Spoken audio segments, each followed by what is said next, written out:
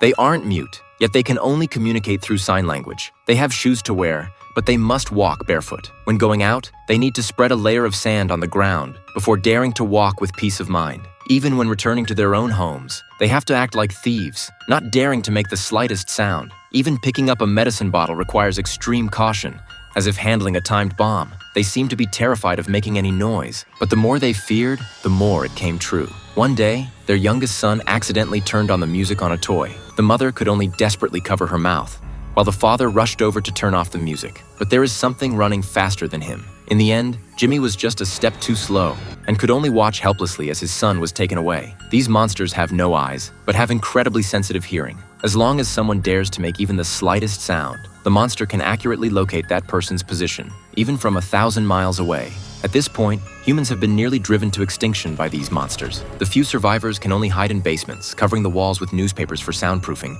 and installing surveillance cameras on the ground, never able to let their guard down for a moment. But it was at this very moment that Lisa became pregnant again. Having just lost their youngest son, they didn't want any accidents to happen to the unborn child. They prepared an oxygen tank and a soundproof wooden box for the baby before birth, hoping to keep the monster from discovering it. However, they didn't expect the due date to come early.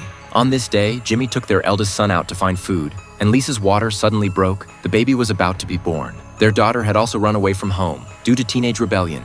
So without the help of her family, Lisa had to go through the entire delivery process alone. In a panic, she stepped on a nail.